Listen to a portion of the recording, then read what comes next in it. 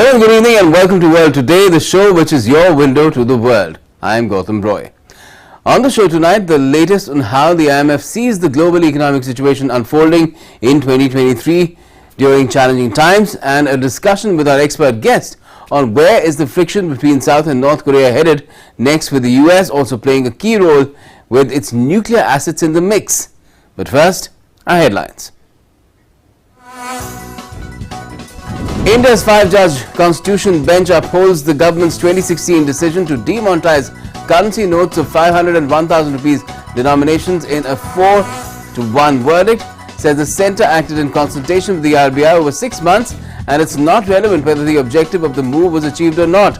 The BJP welcomes the top court's decision.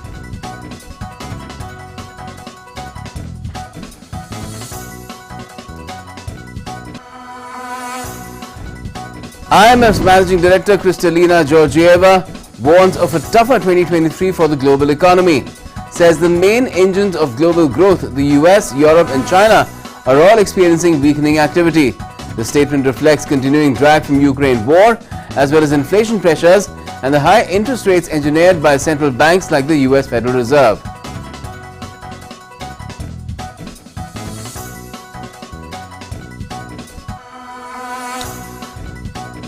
South Korean President Yoon Suk-yeol says Seoul and the United States are discussing a possible joint exercises during using US nuclear assets after North Korea's Kim Jong-un's call for Pyongyang to develop new ICBMs and to go for an exponential increase in the country's nuclear arsenal with tactical bombs.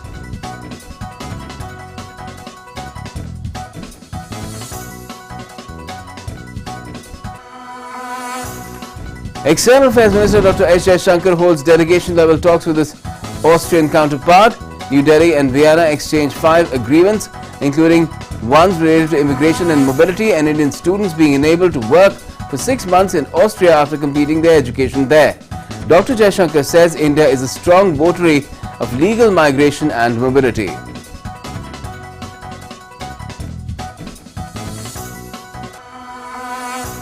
Luiz Inácio Lula da Silva is sworn in as President of Brazil for the 3rd time. In his first speech after assuming office, he decries the policies of his predecessor and vows to rebuild the country.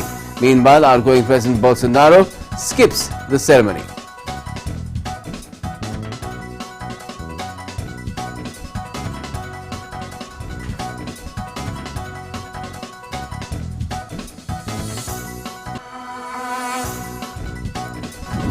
Canada bans most foreigners from buying homes.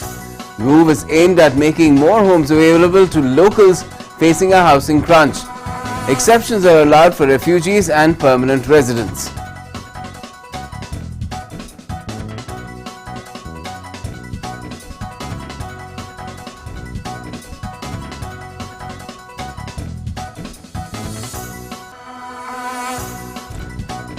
And the world is bidding a final farewell to footballing legend Pele later today in Sao Paulo as he passed away a few days back at the age of 82 battling cancer. Pele will be buried on the 9th floor of a cemetery in his beloved home city of Santos so he can see the pitch that made him famous. Let's now begin with the big news.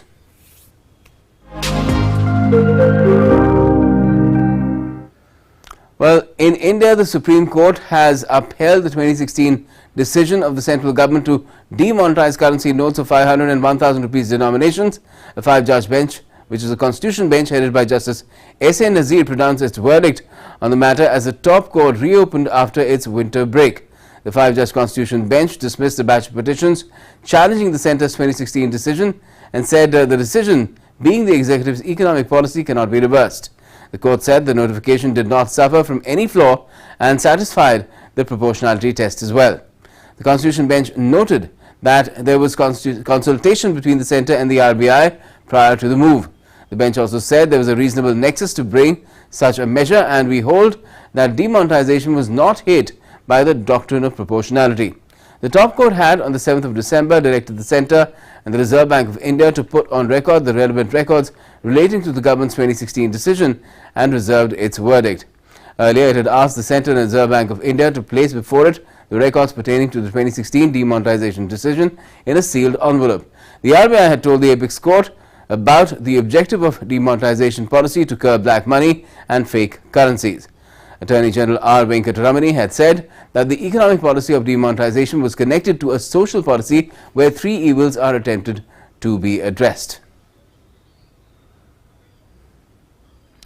Moving on, IMF Managing Director Kristalina Georgieva has once again raised an alarm, saying that one-third of the global economy will experience recession in 2023. She further added that half the European Union will likely be in recession this year.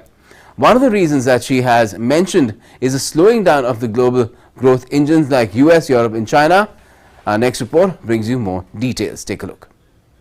For much of the global economy, 2023 is going to be a tough year as the main engines of global growth, the United States of America, Europe and China, all experience weakening activity, the head of the International Monetary Fund said on Sunday. My message is the following. 2023 is going to be a difficult year for the world. And the silver lining can only be that we use it to transform our economies, that we accelerate change that will underpin sounder prospects for growth, and that we, the IMF, fully recognize our responsibility to be a force for good, and a force we will be.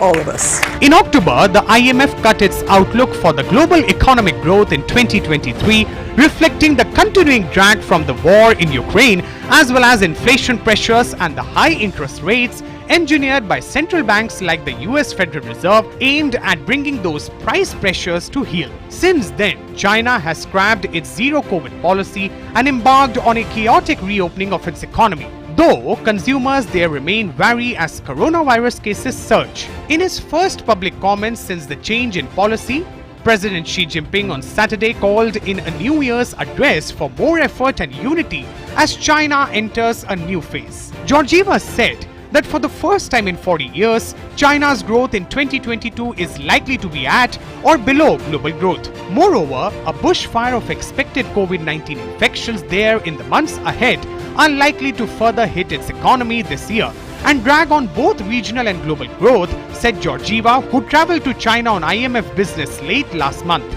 In October's forecast, the IMF pegged Chinese gross domestic product growth last year at 3.2%, on par with the fund's global outlook for 2022.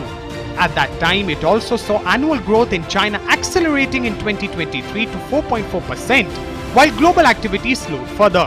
Her comments, however, suggest another cut to both the China and global growth outlooks, maybe in the offing later this month when the IMF typically unveils updated forecasts during the World Economic Forum in Davos, Switzerland. Meanwhile, Georgieva said the US economy is standing apart and may avoid the outright contraction that is likely to afflict as much as a third of the world's economies. But that fact on its own presents a risk because it may hamper the progress the Federal Reserve needs to make in bringing US inflation back to its targeted level from the highest levels in 4 decades touched last year. Inflation showed signs of having passed its peak as 2022 ended.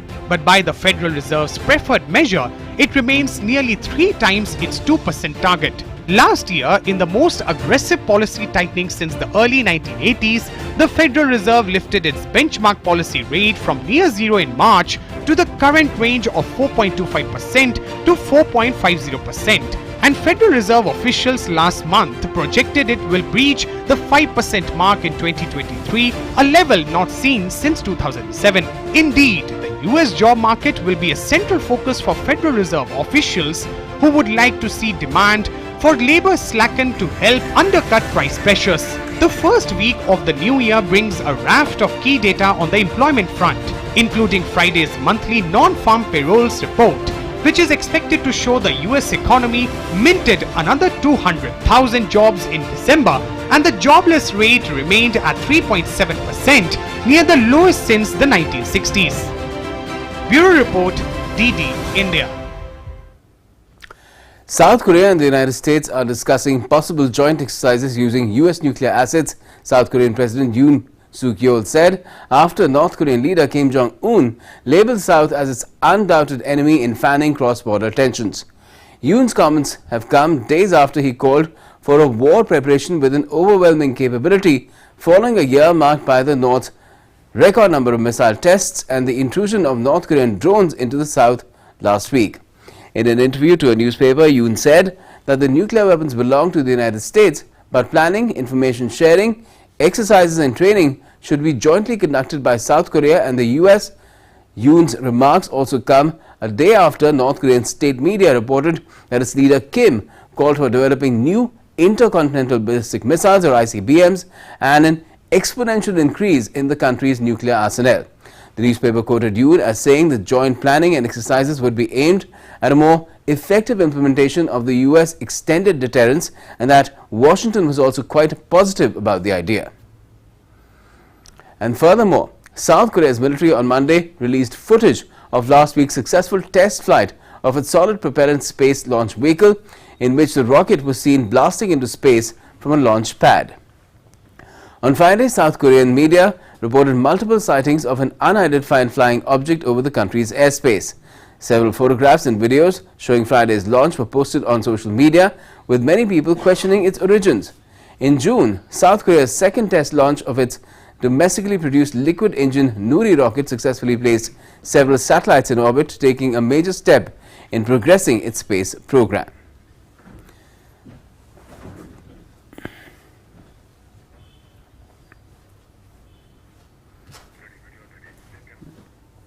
Let's take a closer look at this interesting aspect of the tussle between South and North Korea over space resources as well. South Korea successfully conducted its solid fuel space launch vehicle test on the 30th of December. This is something that we have just brought to you. Now, this test on the 30th of December carried out 9 months. It was carried out 9 months after South's first test of its homegrown rocket, that was in March. Now, state-run agency of Defense Development, that is the ADD, carried out the test from an undisclosed location. The test was part of efforts to strengthen independent space-based reconnaissance and surveillance capabilities of the South. Now, this rocket was designed to put small satellite into low Earth orbit for surveillance operations and capabilities. Now, the site also said that it will double down on efforts to reinforce defense capabilities, including in the space domain. It's also said that it plans to launch actual satellites mounted on rockets in future following additional development procedures. The ADD carried out this plan. It's the first test of a homegrown rocket on the 30th of December from a testing site in Taian, which is 150 kilometers southwest of Seoul. This was again on the 30th of March, and the test was carried out as North Korea has been pushing to acquire solid fuel long-range missiles as well. Now, Seoul's space program gained momentum after it came to agreement with the US. This agreement was all about how there will be a lifting of missile guidelines restrictions. These restrictions, in fact, barred Seoul from developing and possessing ballistic missiles with range above 800 kilometers. Now, the North has also been making efforts to acquire military reconnaissance satellite, and the North and South space race comes amid record number of missile tests carried out by Pyongyang in 2022. Pyongyang, in fact, test fired 70 plus missiles covering a wide range of capabilities and ranges throughout the year that has gone by. North Korea even began 2023 with a missile test launch from Royeong area on the 1st of January at 2:50 a.m. The missile was fired into Sea of Japan and flew around 400 kilometers before splashing into water. North Korean state media also reported its leader Kim Jong-un calling for developing new ICBMs, and Kim also sought exponential increase in North Korea's nuclear arsenal, including tactical bombs. North Korea has also added drone incursions to the deadly mix of provocations for Seoul just within the last couple of weeks. Now, what does this all mean we have Rajiv Nayan, Senior Research Fellow, IDSA, well, a nuclear expert, to talk about it as well. Let's first talk, Mr. Nayan, about the kind of exercise that the South has proposed with the US involving its nuclear assets. Why this sort of a proposal in the first place? So, this is United States commitment to its allies, and this is covered under a extended deterrence. This is the concept, this idea which we talk about. So, but only South Korean leadership has stated about the joint exercise now. United States is not has not confirmed it. So we have to wait, but I mean, this is a minor issue. The way North Korean leadership is giving a provocative statements and saying that he's arguing that it will going to increase the number of nuclear weapons in the North Korean stockpile. So that is really worrisome. Already in 2022, 38 days were used for testing different kinds of missiles. Yes. And 2023, it seems, is not going to be very different. And the North Korean provocation will continue. A large part of 2022 also went by with the anticipation or the apprehension that the North will carry out another nuclear test, which hasn't happened so far, which is why perhaps the South also wants to boost its surveillance capabilities. Yeah, because South Korea is quite worried. Of course, there is United States commitment to protect it, to secure it, but it is very scary for it, because the way South Korea is being targeted, including, I mean, Japan is under the North Korean aggressive design. Some of the ballistic missiles failed in between Korean Peninsula and Japan. So both countries are scared, but yes, of course, the way North Korean leadership pronounced, and it says this is undoubted enemy. South Korea is the undoubted enemy. So obviously, South Korea will have to be worried about whatever North Korea is doing. Although it is not very new, it has become a design, it has become a habit of the North Korean leadership to do something unnecessarily provocative, unnecessarily aggressive. No one in the world knows what it exactly wants. Does it want to secure its country or what it wants? So this has been a big major puzzle over the years, especially even after 2006, when it had conducted its first nuclear test. Since then, the world theorizes, speculates, and tries to understand, explores the real intention behind doing all these activities by the North Korean leader. So, but so far all have failed. Analysts have failed, leadership has failed, and leaderships of I will say the different countries have failed, all the concerned countries I mean, and world in general has failed to understand the real motive of North Korean leadership. Well, the general understanding has been that the North keeps applying pressure through these tests and other utterances and acts that it essentially wants to bring the other side to the negotiation table so that lifting of sanctions can happen.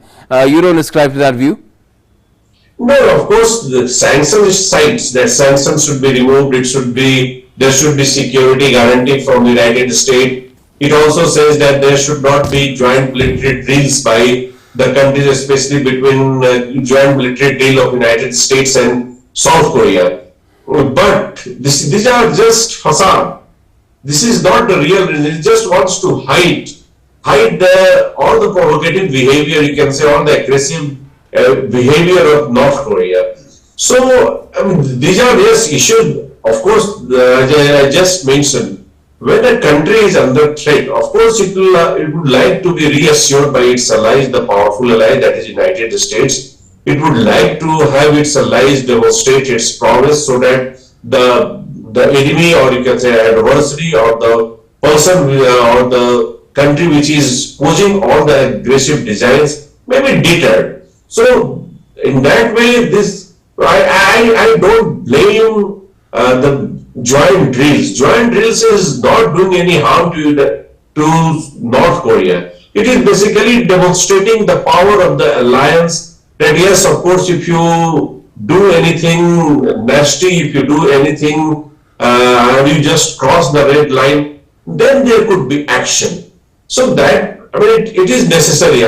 If we place India at the place of, we can say, South Korea, we can understand, we can appreciate what South Korean leadership is saying. And for that matter, even Japan is saying. Just now we are not talking about Japan, we are just talking about South Korea. Yes. But Japan is equally worried. Japan is equally worried of North Korean, you can say, action, or you can say it's a series of actions. 38 days in 2022, it conducted missile on 38 days. So this is of course it increases tension in the region. And plus, although it did not conduct nuclear test, yet it kept threatening that it would conduct nuclear test any time. So this is a matter of grave concern for not only the countries of the region which are big threatened by North Korea, but for us also. Rajiv Nayak, where do you see this headed? Because so far, with all these rockets that the North has been testing throughout 2022, we've not seen any talks being held to curb this behavior and whatever, to move towards peace somehow, and at least reduction of tensions. So where is this headed then? No, yes, this is one major question, $100 billion question. In September, it said that no negotiations, no denuclearization, and no leverage to trade sanctions, or this will not listen to anything. Once you are not say responding to sanctions, to anything else, then yes, it is one big question mark being posed to the world. How are you going to proceed with such a country which is not ready to listen to either region or to deterring, I can say, demonstration of power. I will not say the power. It may not listen, but it is behaving erratically and it's unpredictable behavior. It's uncertainty which is bringing in the region. It's matter of great concern. So I think, and this we can exert pressure through its allies, and especially China and Russia. Russia can also be brought in, because nowadays we have found that Russia is also getting closer to the dyad, you can say, China and North Korea. So I think Russia and China may talk to North Korea, even if North Korea is not ready for six-power negotiations, six-country negotiations, six-country talks. So at least these two countries should talk. Okay, stop all this provocative behavior, and then we can restore the six-power talks, because it generally talks about resuming six-power talks, right, to make any movement. So until unless behavior is checked, it is difficult. So first is behavior. I think these two actors may bring some sanity in the leadership of North Korea. I'm not sure. Will be just behaving in the same way. I'm not sure if anybody is taking an initiative in that direction, be it the Chinese or the Russians. But in the meantime, what the South has done in terms of a successful test of this solid fuel-based rocket which can launch satellites, I'm sure the North will be itching to respond to that as well. Yeah, that part is there, that we cannot deny. But this tit for tat, bomb for bomb, nukes for nuke, this is what Kim Jong-un had been pronouncing, that it will respond nuclear to nuclear system, or nuclear to nuclear phenomenon. So yes, that is going to be there, missile to missile. And in fact, China had acted quite decisively in getting any action from United Nations to check its ballistic missile tests. So China is is an important country.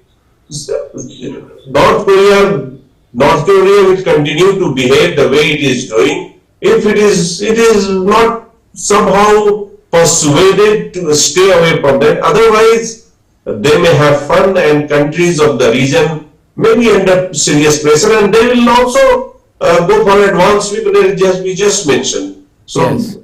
we are going to witness some action, some tests, some joint drills, and that must be somehow stopped so that there is no future further tension. Otherwise, 2023 may be worse, and I don't know. Generally, experts or analysts are predicting that 2023 will be like 2022. So they are not saying that 2023 could be worse. Okay. So this could be worse. So that we should also keep that in mind. If South Korea also develops its because it Right. may not develop. Now, I nuclear just weapons, but wanted clarity on one thing. Why does this South Korean want why does South Korea want this independent capability to be able to carry out satellite based reconnaissance and surveillance? Because I'm sure it has a lot of resources at its disposal, because the US is one of those best satellite reconnaissance and surveillance capabilities, and the US is a strong worthy ally.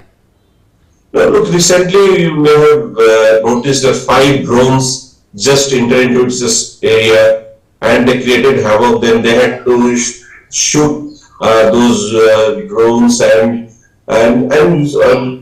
South Korean military and especially armed forces were quite alarmed. It is drone just to tease you. They had to apologize to the There people. could be something more serious. So of course they will have to increase at least reconnaissance and surveillance capability. They have got a space power, but that space power may be, we don't never know, weaponized. Just now we are just seeing militarized space. It could be a weaponized state. And we should not forget that Japan also has got very advanced space capabilities. It doesn't demonstrate, it doesn't show off as North Korea has been doing or is doing. But it also has, of course, we will have to appreciate their security concerns. Once they are under some kind of security challenge, they will respond to these challenges. Okay. So I don't see anything surprising when they are also augmenting their capabilities, and they will do so in the future, because United States has also activated its first space command. So this is first time outside the US soil. So all are getting ready, and this is the matter of concern, that 2023 could be worse, and now they are deploying all advanced bombers plus aircraft and other advanced weaponaries, and any accidental happening, any misreading of the system. Suppose now we are knowing that it is just testing.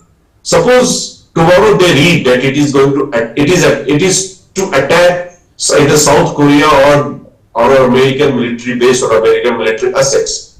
Then there will be response. There will be a strong response, and again, no one knows what will happen. Right. And North Korea may also retaliate, and hopefully it is not nuclear retaliation, although it has been threatening. But we all know that it is very difficult, tough to fight. The moment it fights with United States, there will be big danger. So United States should not be forced to retaliate in the same way. So I think we are keeping our fingers crossed, and we are just hoping that Kim Jong-un just behaves responsibly this year, 2023. But the way it has begun, or North Korea has begun, the Kim Jong-un has begun, and I'm not very hopeful. I'm not very optimistic about 2023. But need is to tame its behavior, and the best 2 countries which can really do are Russia and China. I don't think it is going to listen to United States. It will match rhetoric of United States with its own rhetoric, and then we may have witnessed in the past how rhetorical or abusive. They, in fact, during Trump, they turned abusive, not just rhetorical. They turned abusive. Yes. So this time at least there was some hope for peace, but then it didn't work out at all. Let's see which way things go. For the meanwhile, thank you so much for joining us. Okay, now moving on, External Affairs Minister Dr. S. Jaishankar held delegation-level talks with his Austrian counterpart Alexander Schallenberg in Vienna. New Delhi and Vienna exchanged 5 agreements, including ones related to immigration and mobility, and Indian students being enabled to work for 6 months in Austria after completing their education there. While addressing the joint presser, Dr. Jaishankar Stressed as a country that seeks to utilize the global workplace to the fullest advantage, India is a strong votary of legal migration and mobility. The External Affairs Minister further added that India and Austria have concluded a number of agreements, and particularly noteworthy one is the initialing of the Comprehensive Migration and Mobility Partnership Agreement, because it will enable demands for skills and talents to be synchronized with their availability. We have today concluded a number of agreements, and you heard from the Foreign Minister in that regard. And I think a particularly noteworthy one is the initialing of the Comprehensive Migration and Mobility Partnership Agreement, because it will enable demands for skills and talents to be synchronized with their availability. Similar agreements have been recently concluded by India with Germany, France, Portugal, UK and Denmark, amongst others. It will help us to cooperatively expand our economic opportunities and meet the requirements of the global knowledge economy. Let me also be clear that as a country that seeks to utilize the global workplace to the fullest advantage, India is a strong votary of legal migration and mobility. Irregular movement not only enhances the vulnerability of the people involved, but is inherently exploitative. We want a fair, legal and equal opportunity to demonstrate the contributions of Indian skills and talent. Dr. Jaishankar also said that India and Austria currently have a trade turnover of approximately $2.5 billion. Over 150 Austrian companies are present in India. He said that we'd like those numbers to grow substantially. Currently, trade turnover of approximately $2.5 billion. More than 150 Austrian companies are present in India. We would like those numbers also to grow more substantially. Our understanding is that this endeavor will be pursued through government-encouraged business-led meetings in the course of this year. I'm glad to note that India's presence in the Austrian economy has also grown substantially. This is particularly so in the digital and auto industries. There is again scope to grow more here. And the Indo-Pacific is the main artery of the global economy. That's what the Austrian Foreign Minister Alexander Schallenberg said, adding that India is a valuable partner. He added that Austria counts on India as the voice of peace, the voice of reason. We count on India. We count on India as a voice of peace, as a voice of reason. And I may say that India always had a tradition of balancing world powers. And I think it's a good sign that India now holds the presidency of G20. And yes, we have high expectations, and I believe that the Indian voice is an important one, because we do share another view. Peace can only be done at the negotiation table, never at the battlefield. And you can be assured that Austria will stand by your side and support whatever action you do, especially focusing on the G20 on food security and other points which are of high necessity for developing countries. We consider India as a friend and as a partner with enormous potential. This year we will commemorate and celebrate 75 years of diplomatic relations. And we're starting this year in the best possible way by signing a number of agreements, a number of memoranda of understanding and common declarations. Most importantly today, we just initialed the agreement on a comprehensive migration and mobility partnership. This is of strategic importance for my country, for Austria. Now, Indian Citizens Association of Nepal, in association with the Indian Embassy in Kathmandu, organized Pravasi Bhartiya today, celebrating the spirit of nationalism among Pravasi Bhartiya, who are continuously contributing to the development and growth of India. On the occasion, Ambassador of India, Naveen Srivastav, urged Indians in Nepal to participate in Pravasi Bhartiya Divas, being organized in Indore from the 8th to the 10th of January this year. He informed that India is celebrating Azadi Ka Amrit Mahotsav, remembering brave heroes who sacrificed their lives and contributed to attaining Indian independence. Now, Lula da Silva has returned as the President of Brazil for the third time on Sunday during a high-security swearing-in ceremony in a politically fractured country.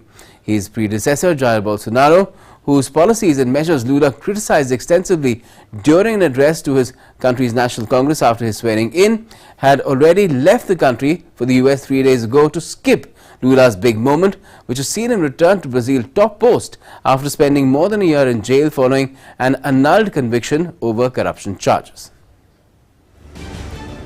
Luiz Inácio Lula da Silva has been sworn in as the new president of Brazil, the third time he has held the country's highest office.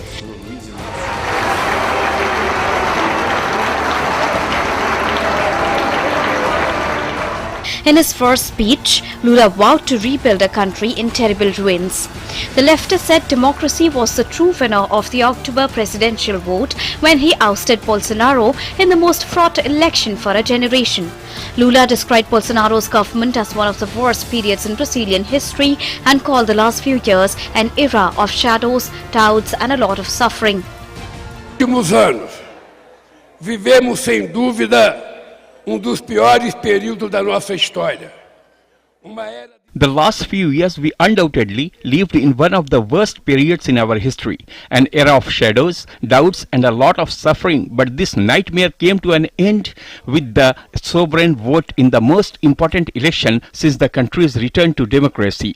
An election that has shown the Brazilian people's commitment to democracy and its institutions. This extraordinary victory of democracy forces us to look forward, to forget our differences, which are much less than what unites us forever: the love for Brazil and the unbreakable faith in our people. In a subsequent speech, he pledged to unite the polarized country and govern for all Brazilians. Tens of thousands who gathered to celebrate on Brasilia's esplanade cheered as Lula wiped away tears. Among his supporters, 30 years old Mariana Porches said Lula's rule opens a chance to prove democracy can be rebuilt. It is very good. We are here because the inauguration of Lula means we can resume the restoration of our democracy. We are here to show political force that democracy includes all races, ethnicities and social classes. Today is a day to celebrate the future, and I have hope that we will rebuild everything. After the swearing-in, Lula drove in an open-top Rolls-Royce to the Planalto Palace, where he walked up its ramp with his wife and a diverse group that included Chief Rayoni of the Kayopo tribe, a young black boy, a cook and a disabled man. Lula was then handed the presidential sash, a hugely symbolic act in Brazil that Bolsonaro had repeatedly said he would never do, by Aline Sousa, a black garbage collector. Brazil's new president, Luiz Inácio Lula da Silva, broke into tears during his speech before the nation after receiving the presidential sash. Lula was asking Brazilians to help him during his third term when he burst into tears.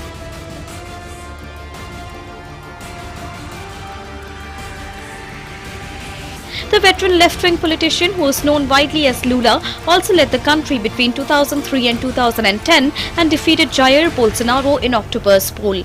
In his previous years as Workers' Party president from 2003 to 2010, the former union leader lifted millions of Brazilians from poverty during a commodity boom that buoyed the economy.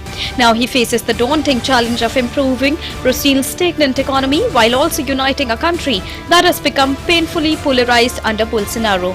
World Today Desk, DD India. Appointed his cabinet of 37 ministers after the swearing-in.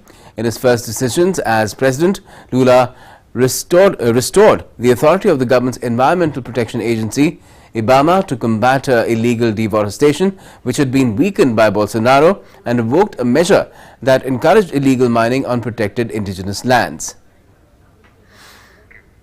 Also, Lula da Silva greeted international leaders attending his presidential inauguration after receiving the sash. Lula shook hands with and hugged international counterparts such as the President of Germany, Frank-Walter Steinmeier, Argentina's Alberto Fernandez, or the King of Spain, Philippe VI. Lula's election victory marked a stunning political comeback, winning an unprecedented third term after a hiatus that saw him spend a year and a half behind bars.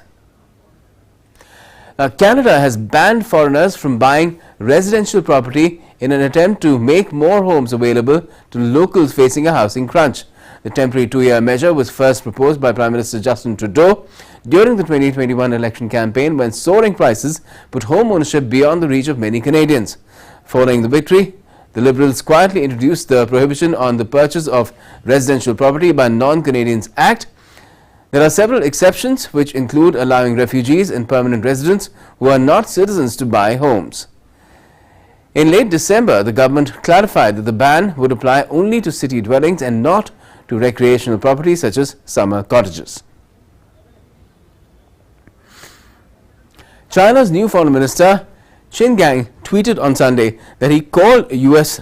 Secretary of State Antony Blinken before leaving for his new role, with the two discussing over the bilateral ties. On Sunday, Qin said on Twitter that he called Blinken to say goodbye as he left his post as Chinese ambassador to the U.S. Qin said he appreciates several constructive meetings with Blinken during his tenure and looks forward to continuing close working relations with Blinken for a better China-U.S. relationship. Blinken also said on Twitter that the two discussed bilateral relations and will maintain open lines of communication. Qin Gang began serving as a Chinese ambassador to the U.S. in 2021 and was appointed as the new Chinese foreign minister on Friday, replacing Wang Yi. Now, as multiple regions in China are hit with surging COVID-19 infections, local hospitals are going all out to offer timely treatment, particularly for severe cases. Many hospitals are actively allocating resources and adding beds, while medical workers are working round the clock to treat severe cases and save lives. In Harbin, the capital of northeast China's Heilongjiang province, the first affiliated hospital or Harbin Medical University has added intensive care beds and ventilators to cope with the surge in COVID-19 patients, even while struggling with staff shortages over infections. In Taiyuan, capital of North China's Shaanxi province, the ICU section of Shaanxi Bethune Hospital has been running at full capacity. The hospital has increased the number of ICU beds from 30 to 54.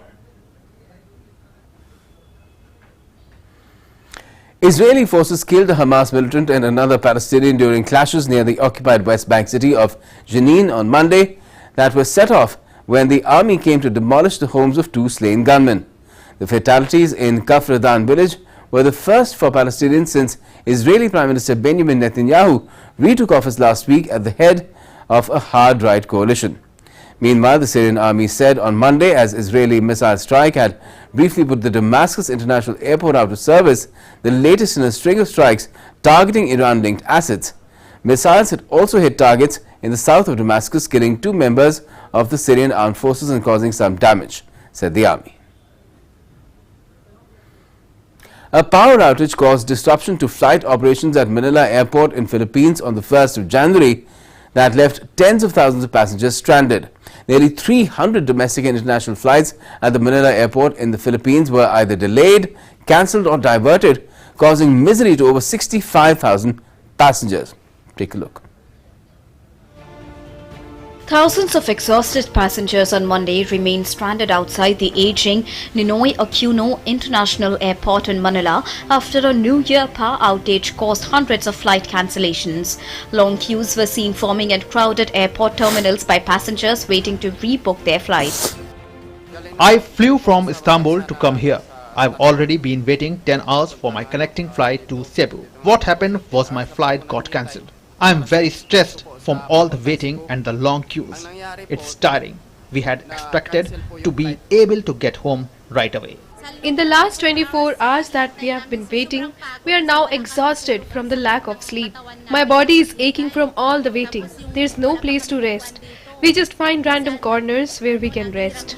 Cesar Chiong, a general manager of the Manila International Airport Authority, said the airport was early on Monday, handling a maximum of 15 arrivals per hour compared to 20 during normal operations. The outage was the result of unprecedented failure of both primary and secondary power supplies, and it will take around 72 hours for airlines to normalize their operations. The Air Traffic Management Center, or ATMC, which serves as the facility for controlling and overseeing all inbound and outbound flights and overflights within the Philippine airspace, went down due to power outage resulting to loss of communication, radio, radar, and internet. expect operations to normalize at this point in time. In fact, we are accepting already. There are several international arrivals, and we expect to dispatch as much departing aircraft flights as possible. About 65,000 passengers were affected after 361 flights were either delayed, cancelled or diverted to other regional airports on Sunday, while numerous other flights were forced to reroute to avoid Philippine airspace. Flag carrier Philippine Airlines said it was arranging recovery flights out of the United States, Singapore and Malaysia and diverting some flights to domestic airports. The international airport has previously been ranked among the world's worst international gateways, with flight delays a regular occurrence and a history of upgrades being delayed or abandoned due to disputes between the airport and contractors. World Today Desk, DD India. A mid-air collision between two helicopters in Australia has left 4 people dead and 3 others in critical condition. That's what the authorities said on Monday. The collision took place around 2 p.m. local time near the popular tourist strip of Main Beach on the Gold Coast south of Brisbane. According to Queensland Police Acting Inspector Gary Worrell, the mid-air collision took place close to SeaWorld Resort, Australia, when one helicopter was in the process of landing and the other taking off. One damaged helicopter managed to land safely on a sandbank in the Gold Coast broad water, but the other crash landed in the same area. Queensland Ambulance Service said 13 people were assessed at the scene. The Australian Transport Safety Bureau said it had launched an investigation into the accident. Japan's Emperor Naruhito on Monday gave a New Year's address and greeted members of the public for the first time in 3 years as the country eased COVID-19 pandemic restrictions amid a year-end surge in infections.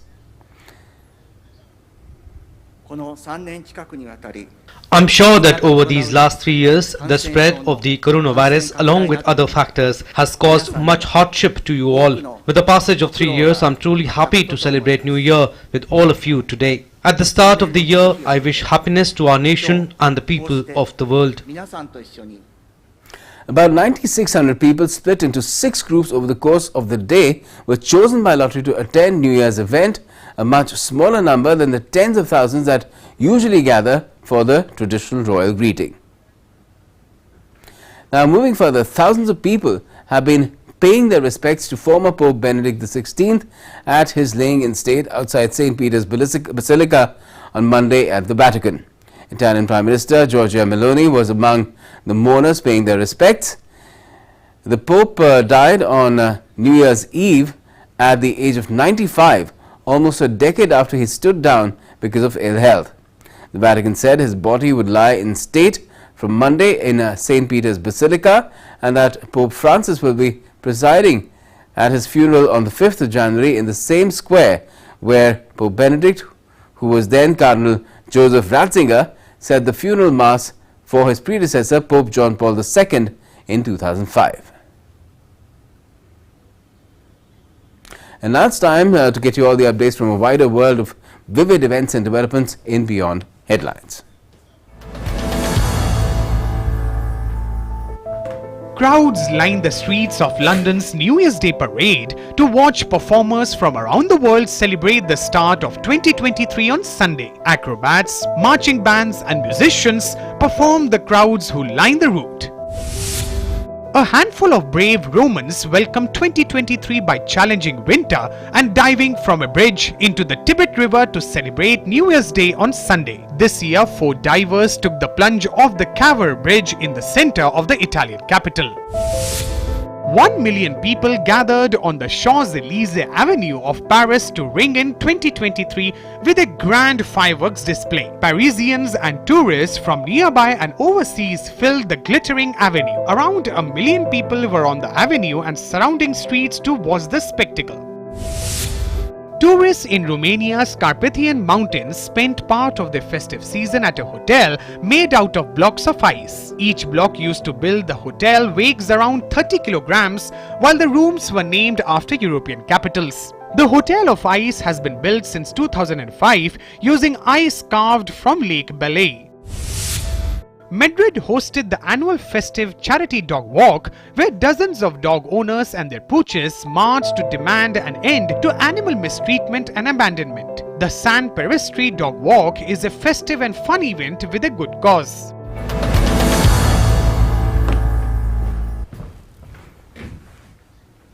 And it's time now to get you all the sporting updates in World Today as well.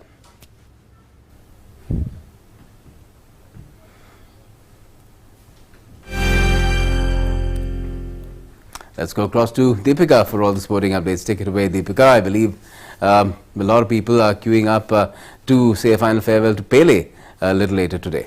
Absolutely. This is the last moment to bid adieu to their favourite footballer, and fans are gathering near Villa Belmiro Stadium in Santos for Pele's funeral. Fans paid tribute to the sporting icon who died at the age of 82 after battling colon cancer for just over a year. Now, Pele's death has unified Brazil, a country starkly divided by a bruising presidential election. As per his last wish, Pele will be buried on the 9th floor of cemetery in his beloved home city of Santos, so he can see the pitch that made him famous. The Brazilian star, the only man in history to have won 3 World Cups, spent a lot of time selecting his final burial spot.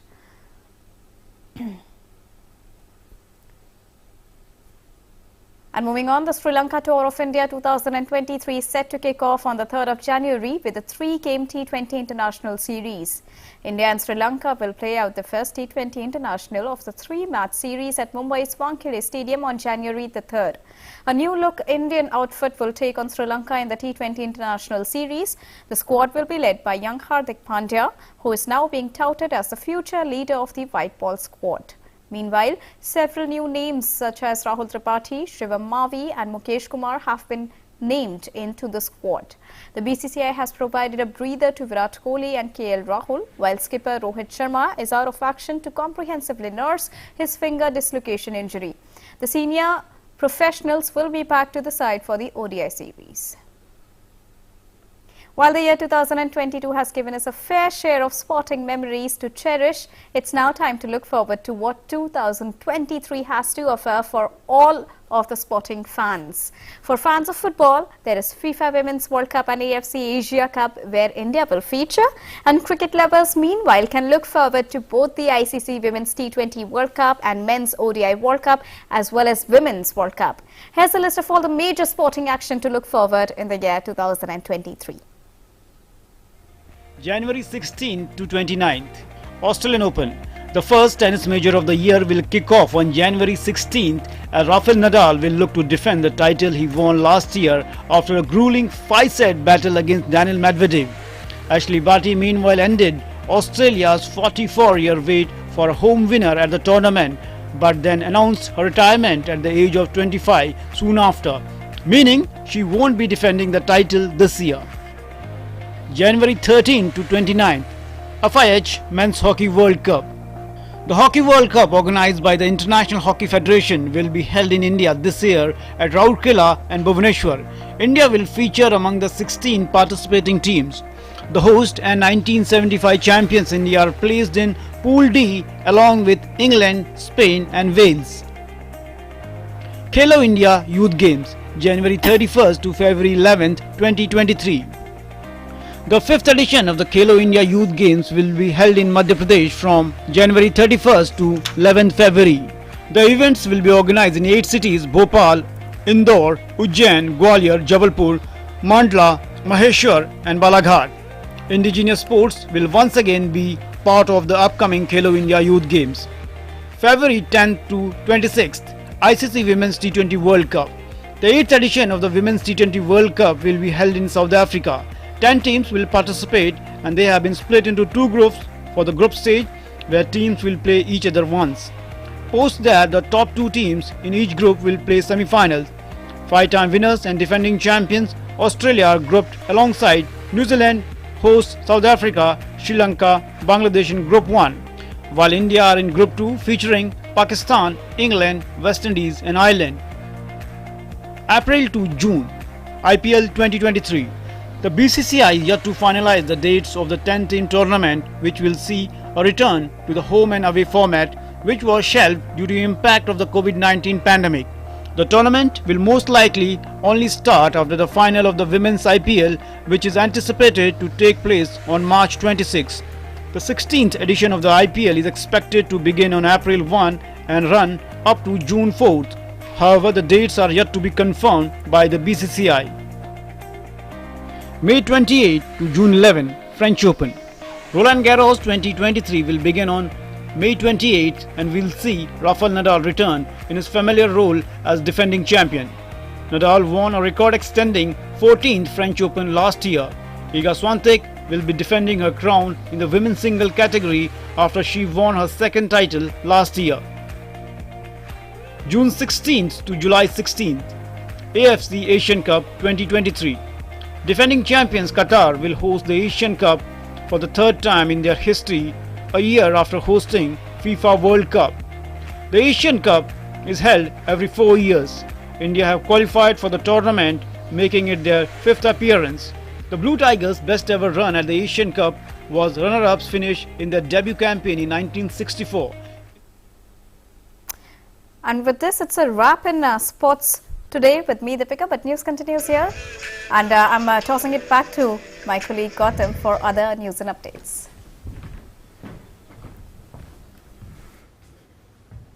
Thank you, Deepika. And now to get us further, we have for you some of the major updates on the events that happened on the 2nd of January in history.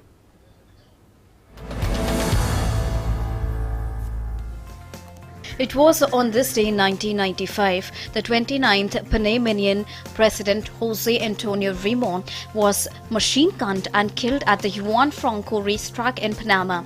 Ramon won the 1952 elections with nearly half of the votes, and his severe restrictions on political parties and labor unions earned him the reputation of dictator. Ruben O'Meara, an attorney, confessed of murdering him on the orders of Jose Ramon, who had succeeded Rem as president after his assassination. On the same day in the year 1971, a crowd barrier collapsed at Ibrox Park soccer ground in Glasgow, Scotland, at the end of Rangers vs Celtic match. The crush among the crowd at an Old Firm football game killed and 66 people, left over 200 people injured. The tragedy is known to be one of the worst in history, wherein 80,000 spectators rushed for the exits after the traditional New Year game between the Glasgow Rangers and Glasgow Celtics. On this day in year 1992, Singapore government banned chewing gum in the island country. The ban on the sale, import and manufacture of chewing gum in Singapore took effect on the 3rd of January 1992. It was implemented to eradicate problems created by chewing gum litter in public places like cinemas, parks and common areas of housing estates such as lifts, staircases and corridors, besides the high cost involved to clean up the litter. On the same day in the year 2002, Zacarias Moussaoui, the first person indicated in the 9/11 attacks, appeared in a US court, entering a plea of not guilty on charges of conspiring with Osama bin Laden and others to murder thousands of people. The French convict is serving a life sentence at a federal prison in Colorado after narrowly escaping the death penalty at his 2006 trial.